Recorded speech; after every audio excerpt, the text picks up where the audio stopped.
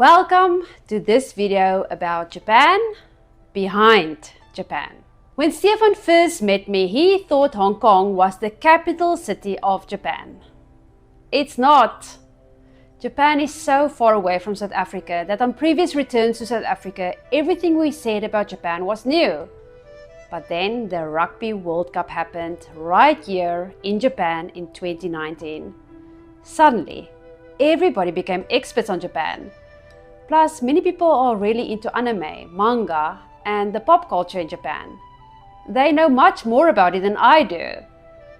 But it is also true that we have been in Japan for over 16 years. So I thought I would share with you things you would probably know only after living in Japan for some time. I would like to mention a few interesting bits, moving from the mundane, maybe even a little bit crass, to the more profound. From the simple to the more complex. I am sure we all have experienced the extreme shock of sitting on an icy cold toilet seat during the winter. Well, except if you have those knitted toilet covers. Enter Toto Toilet. What a discovery. This is a market that needs to be explored by the West. These toilets are not only in houses, but also in public areas. They are nice and warm during the winter. And if you would like to eliminate embarrassing sounds, just press the button and elevator music or waterfall sounds fill the space. Best of all, they are always super clean. Mostly always. Even in crowded train stations. To tell the truth, the Japanese movie that received an Oscar nomination in 2024, Perfect Days, was exactly about clean toilets in Tokyo's public parks. Do yourself a favor and watch it to understand Japanese and the relationship between clean toilets and diligence. Japan has an expression, Iwanu ga hana. Silence is a flower. Japan is a country of silence. Chinmoku. Silence. Quiet trains, quiet buses, even when packed at rush hour. Japan, a country of long silences. Long, uncomfortable silences. This is then also a technique that Japanese often use at meetings. When they do not agree with you, they just keep quiet for a long time. I always tell myself, don't give in to this passive pressure. But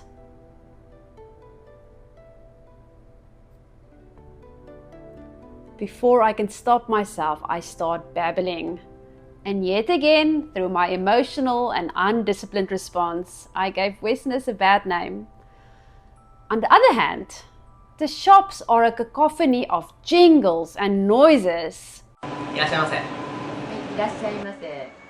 いらっしゃいませ。いらっしゃいませ。いらっしゃいませ。いらっしゃいませ。いらっしゃいませ。いらっしゃいませ。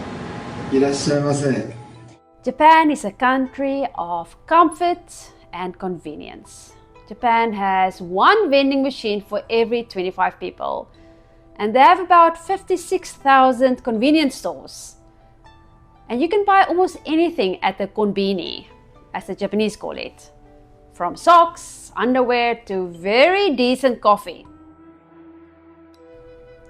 Kanjis, the thorn in the flesh of the foreigner.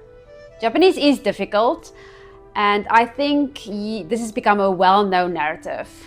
But kanjis are next level. And in a strange twist of logic, as soon as you speak just some Japanese, the Japanese suddenly expect you to understand these strange scribbles. I think there are about 2,040 basic kanjis, but according to a Japanese high school student, there are actually more than 5,000 that you need to understand.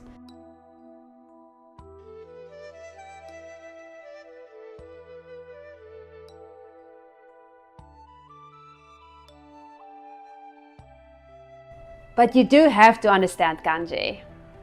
If you see this signboard, and these kinds of signboards are quite typical in Japan, would you understand it? Tachi, iri, kinshi. It means no entry. Maybe a steep cliff is ahead and entry would mean death.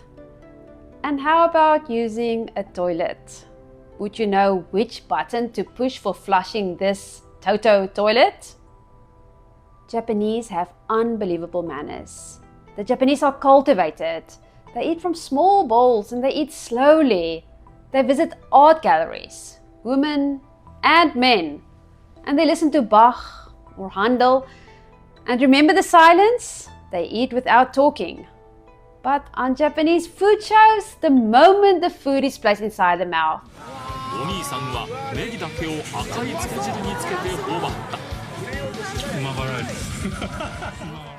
allow me to make a slightly strange connection. In Japan's traditional theater called kabuki, to strike a pose is very important. It is called mie. The character appears on the stage and strikes a pose. Through the pose, the audience is able to ascertain which character is being portrayed. Villain or hero, an old man or an old woman. It is a dramatic moment in which the character freezes for a few seconds.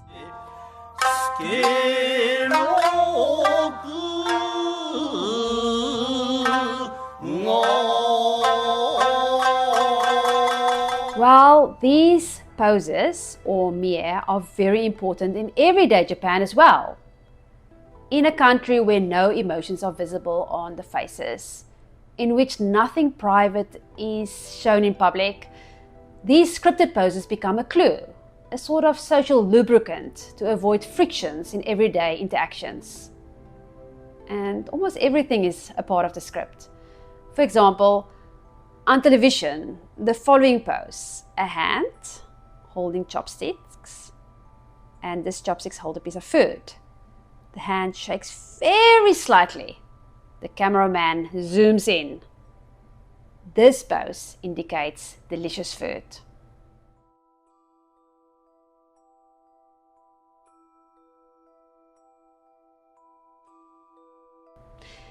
Back to the script, or rather the rules of behavior. In Japan, rule books are important. Japan is well known for its very established and huge bureaucracy. Only in Japan you will still find fax machines, and they are still being used.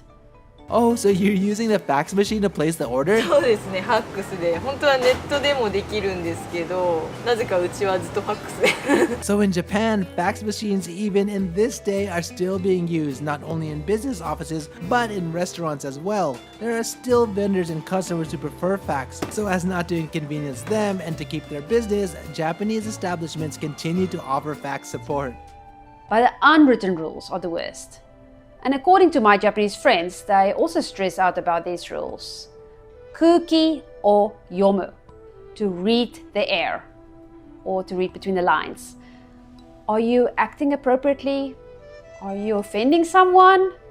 This is a real challenge for a missionary in Japan, where above all you would not like to offend your neighbor or someone in the church.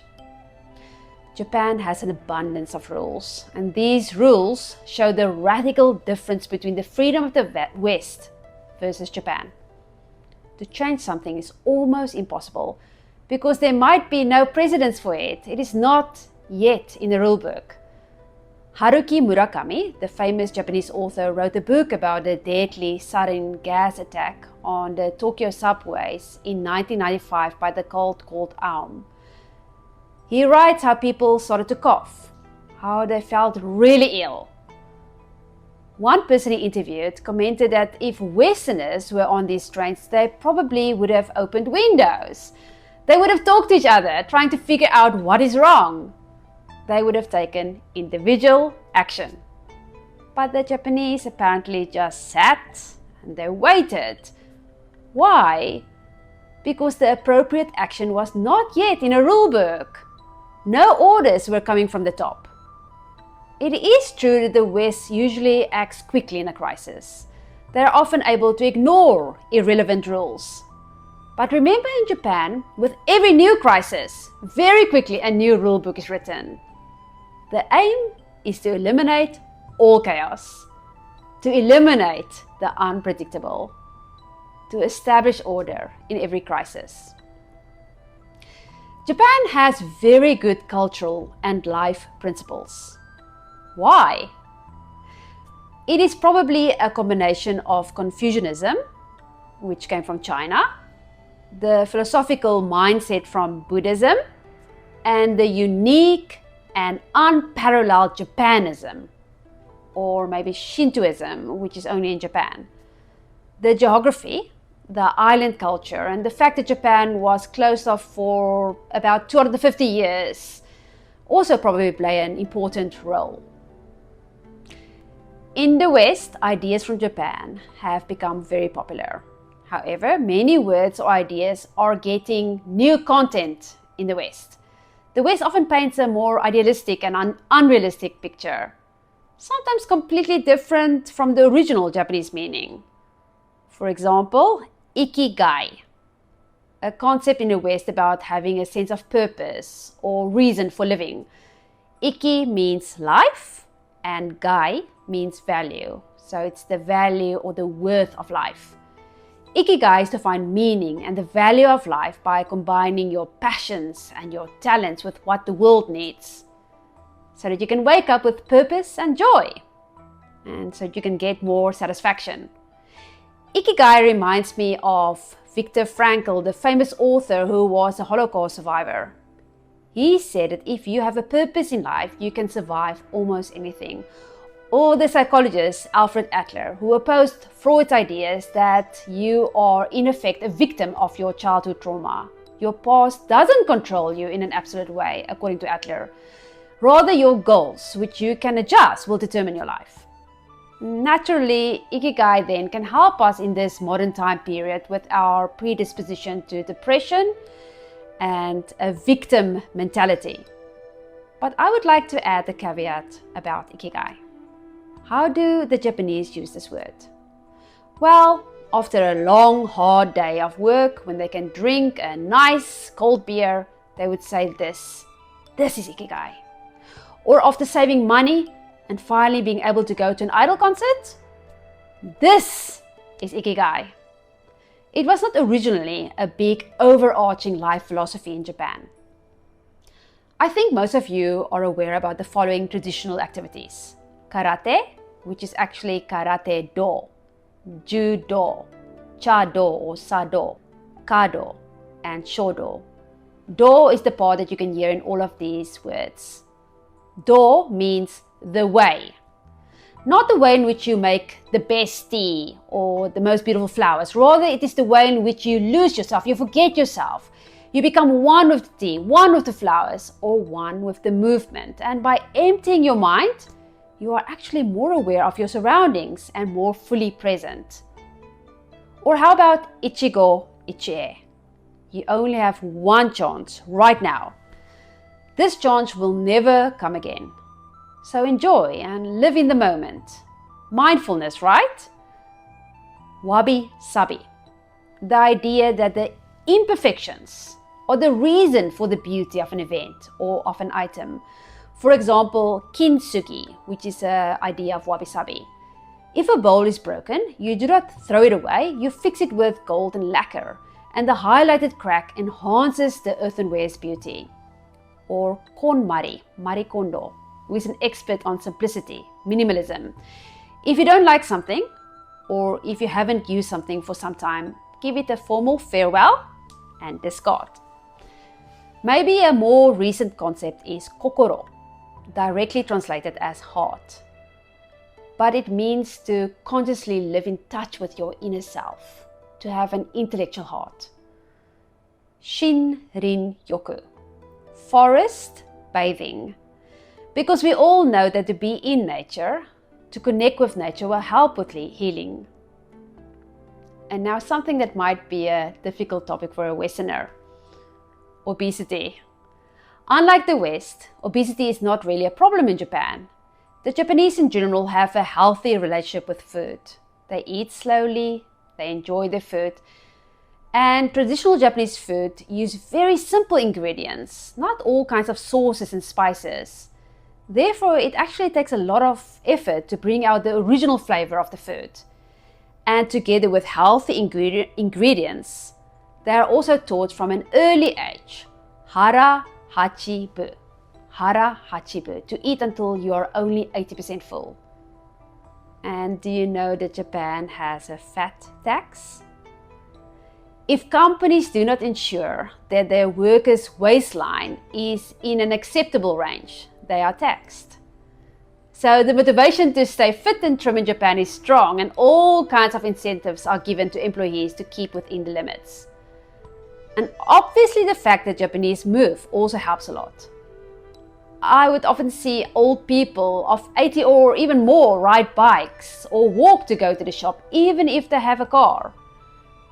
And then, radio taiso, an activity that has started since 1928 and targets all the major muscles in your body. This is done all over Japan, in the mornings by many companies and many schools or just in public parks. 1、2、3、4、5、6腕を回します。1、2、3、4、5、6、7、8、1、2、3、4、5、6。 So, the question is, do the Japanese still need God on a practical level?